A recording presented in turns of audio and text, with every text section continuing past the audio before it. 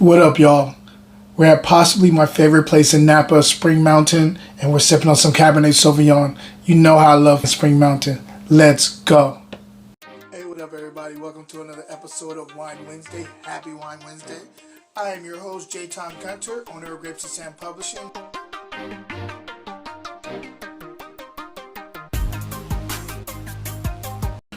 What up, y'all? Happy Wine Wednesday. And we're back for another one. Hope everybody's doing well. I'm doing great. So quick little thing. My son, his first two teeth are coming in. On the bottom, these two little teeth coming in at the bottom. So he's teething. He's a lot of fun, but he's also quite irritable. It's fun to watch him just change up in front of our eyes. And he's always been kind of extreme on both sides. When he's happy, he's extremely happy. When he's not, he's not. But it's been taken to another level, and I'm loving it. I don't know. For me, seeing my, not even just me, but like both of our personalities reflected in this young man, it does kind of make me enjoy life a little bit more and enjoy like that this is really a miracle. Something like this could happen. I mean, it's like looking into a mirror a lot of times. But yeah, it's been great. And yeah, let me not talk about the fatherhood so much. It is, the older it gets, the more it starts to become like, wow, we're having a good time. So anyway, also guys, if you have not checked out my my audio experience, the controversy of Kaiser Soze, please do. Part 1 is now on my YouTube. I'm trying to get as many views as possible, regardless of whether you decide to sign up for my Patreon and listen to the whole audio experience, which I really, really want you to do. It's $5.99, and it does include also the Fruit and Glass wine book that I wrote, the audio book version of that. So you're getting you're getting two different like audio experiences by signing up for my my Patreon. But if you just want to check out the first part of Kaiser Soze, the controversy of Kaiser Soze, please go check that out. I want to get your feedback. I cannot wait to hear what you have to say about it. This is my first time diving into this, and I kind of want to get people who have been following me and rocking with me for a long time. I kind of want to get your feedback. So anyway, with that being said, let's get to the wine. I want to get to the wine. So with me, with the weather changes and stuff, I want something big and bold. I want a big, bold wine, and I also want something that I can write with later on, because wine is part of my process of writing and editing. And so sometimes I like meditative wine, and I'm looking for like a big, bold one. Today we are in Spring Mountain, Napa Valley. We're on Spring Mountain, Napa Valley. 2016. This is called the Magistrate Gym Series. Now it's understated label, which I like. It's very beautiful. It's great texture and all that stuff. And Spring Mountain, if you know about me in Spring Mountain. On the nose, so I get black cherry. I get a little bit of like kind of like a quite a bit of herbaceous notes going on here, which I like. Herbaceous and a little bit of vegetal things going on. There's also like a little bit of a brambleberry thing going on, which I'm digging, and some fleshy plum, some coffee grounds, and also like a little bit of like a nice cigar box going on here too. Yeah, that plum's becoming way more pronounced, and I love it. Some cassis and also like some black currant. Let's go ahead and taste it and see if everything's translating to the palate.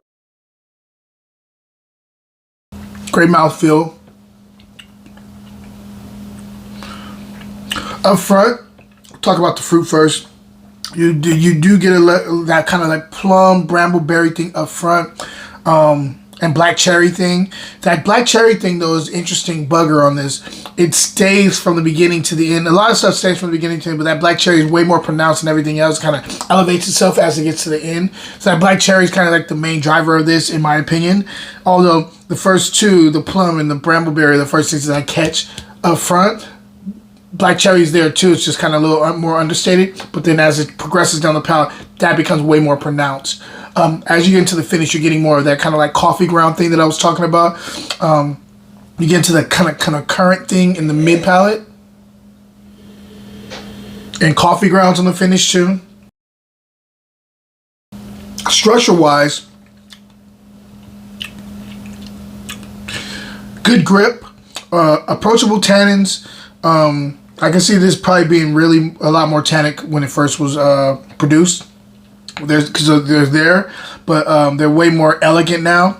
The finish is quite elegant too. There is a couple of like maybe dips in the third quarter or second to third quarter, kind of like in that mid range. But it doesn't go away too far. It comes right back. The finish could be a little bit more like, it's elegant, but it could be a little bit more pronounced. But it's delicious wine. This is outstanding Cabernet. The acid here is medium minus. There is there's a little bit of a vegetal note in that third quarter to fourth quarter. There's also this herbal thing that's going on around the edges of my palate. It's a really good wine. It's pretty well made in my opinion. And the fruit, I mean, it's undeniable. I feel like, at Spring Mountain, unless you are like a master winemaker who has like a certain type of signature when you make wine, you can let the fruit do what it does on Spring Mountain, because Spring Mountain fruit is just amazing. But you also have to cultivate the land to be able to take advantage of, the sun and all that stuff, the terroir. So I feel like it's kind of a cheat code being on Spring Mountain, but if you know what you're doing, you can actually enhance it a lot better, especially as far as the winemakers go. If I'm scoring this wine, stay tuned. Wine Wednesday will be right back. What's up, everybody? I want you to come check out my new art gallery. I have it on my online store. Go check it out. I have a lot of different stuff in there, and it's all wine-inspired art. I love wine. I love art. I wanted to bring in two of my passions and, display it. So go check it out. Link is in the bio. Cheers, guys. Now back to the show. Hey guys, I gotta go probably about a 90, 91. We'll keep that fixed, 91 points. It's definitely worth a check out if you can get your hands on a bottle of this. Oh yeah, so really quickly, just want to let you know, if you have not gotten a copy of The Valley of Hearts Delight, the first fiction project under Grapes and Sand, my publishing company, please get a copy of that. It's outstanding literature from Jafari Joseph. Check that out. I just published that earlier this year. And also, I want to let you guys know that I have a project coming for, it's based around fatherhood, and I hope you guys enjoy it. I look forward to sharing it with you guys. I'm really excited about sharing this because this is a little bit outside the realm of what I normally do with the wine stuff. But because I'm a new father, I had an idea, and now it's coming to fruition. I'll be sharing with you guys very soon. Also, there will be another fiction project coming up very soon. I am finally, after all this time, going to publish my first novel. I'm really excited to share with you guys. Things are just, working out, and I can't wait for you guys I can't wait to get your feedback on it. I'm really excited to share this with you. Fiction is my first love when it comes to writing long form. Poetry is my first love when it comes to writing, but long form, fiction is like something I've been doing since high school. So that's 20 plus years, and I can't wait to share what I've been working on with you guys. So, question of the day, I got one. When you're talking about Cabernet Sauvignon as a grape, sometimes you fall in the red fruit camp or the dark fruit camp. Red being red raspberry, cherries, strawberries, stuff like that. Or you fall in the darker hue, which is more like black cherry, blackberries, black currant, plum, things like that. Which side do you fall on? You like more red fruited Cabernet or more darker fruited Cabernet? Till the next time, guys. Cheers.